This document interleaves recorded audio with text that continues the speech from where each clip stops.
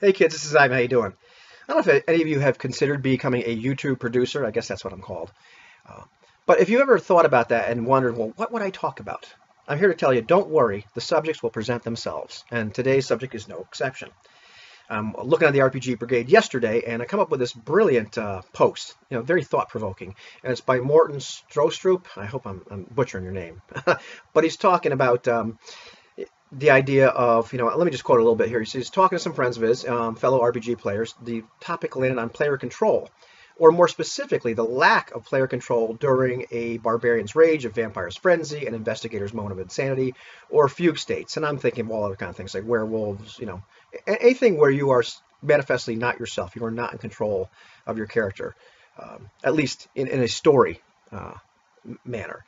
And so, but here's the funny part. It says, but while they said that most of them disliked relinquishing control of their characters, shocker. But while most of them are willing to handle over to the wheel to their game master, they wouldn't want another player taking the wheel. And while some of them cite a concern for lack of objectivity, I sense the real issue is a lack of trust. Trust that the other player will take care of their character to the best of their ability in that situation, which leads me to ask you the following questions. Do you trust your other players? Why or why not? And if you do, to what extent? And, when I watched this, or looked at this post, rather, and some people commented, I realized this was not something I could fire off 2 sentences about in a forum or Facebook group or make a 3-minute video about, because there's a lot more that meets the eye in this. Now, of course, there's also, or always rather, the solution-based approach to this, where you say, okay, well, you talk to your players and figure out, okay, why is the player not able to play their character in that manner? Is there some reason we don't trust them to do that? Is it a game mechanic? Are we not trusting, why are you not trusting your fellow players to do this? Et cetera. You come up with kind of solutions, and maybe this isn't the game for us or the mechanic for us. A game should include that sort of thing. However, I find the problems, the reasons for this apprehension much more interesting. And before I go into this too much, trust has been something that I've talked a lot about lately. It's become a lot more important to me. However, and hold this in your mind, maybe trust isn't all it's cracked up to be. Maybe there's times when you really don't want to trust your other players, and that apprehension is a good thing. So just think about that for a second, or just hold it in your head. Now, certainly, as I've talked about trust a lot lately, in my old age, I've decided that, who I spend my time with is important, and I don't want to be gaming with people that I don't trust. And I've talked about that in countless videos. However, I wanted to go a little bit deeper into this because that was my first face value instant question or instant answer I was going to give. But I'm saying that's not all there is to it. I did find it very interesting that people would trust their game master more than they would trust the other players. Now, certainly nobody wants to relinquish control of their character. And it's an imperfect analogy, but I'm thinking to myself, if I'm driving in the snow, I'd rather be at the wheel than have somebody else be at the wheel and be a passenger. Am I any safer? Probably not. If they're a better driver, I'm probably much safer with them driving. But we all like that illusion of control. And, we all have some kind of emotional investment in our characters. There's enough apprehension when things can go horribly wrong for your character, not just death, but just unfortunate circumstances in whatever game you're playing, by an unlucky die roll or series of die rolls or some bad decisions on your part. That's scary enough.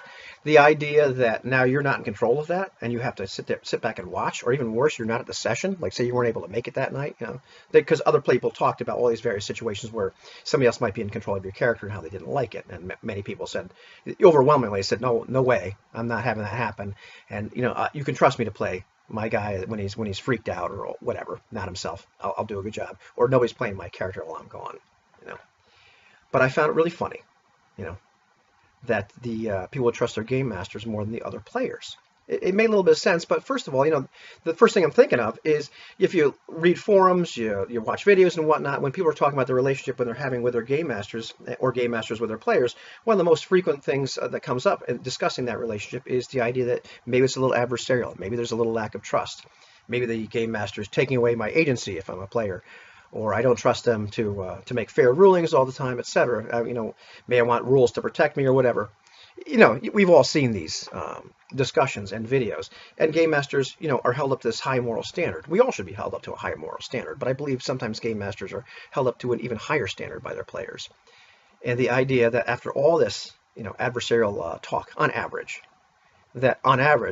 the players are more willing to trust their game master, and they believe they're going to act in a more moral and objective manner than the other players of the character at the table, who are supposed to be their friends, their allies.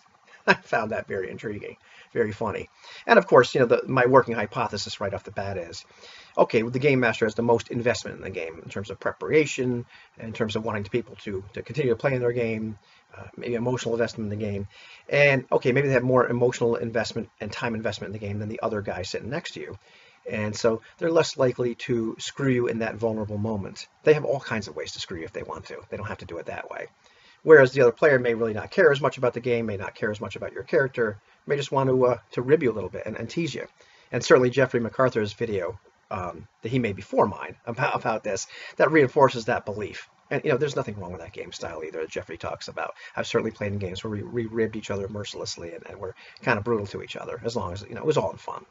However, that's another tangent about this. But I want to get down to brass tacks here about what I think is really the most intriguing about this. Is, as I'm sitting driving to work today, thinking about this a little bit, it's all of a sudden occurred to me that one of the I guess intentions of a mechanic where you're losing control of your character, whether you're becoming a werewolf, whether it's an insanity mechanic, whether it's whatever it happens to be. He said things like barbarian's rage and vampires, bloodlust or whatever. But anything where you're not yourself, this is going to, in a real world, this is when this could happen to you. This is going to cause a certain amount of anxiety and apprehension and dare I say terror. Now, what better way to reinforce that than to have you be a little apprehensive of what's going to happen? I turn over my character sheet to somebody else, and now I'm not in control of my character, and I have to watch this happen. Almost as if you're watching yourself behave in this way that's not normal for you. That little part of you that's trapped inside, watching in horror. And of course, there you are at the table, watching in horror, hoping, beyond hope that things go well. Even if you trust the other player, you're still not at the wheel at that point. And I think is that part of apprehension. Maybe trust isn't all it's cracked up to be sometimes. What do you think?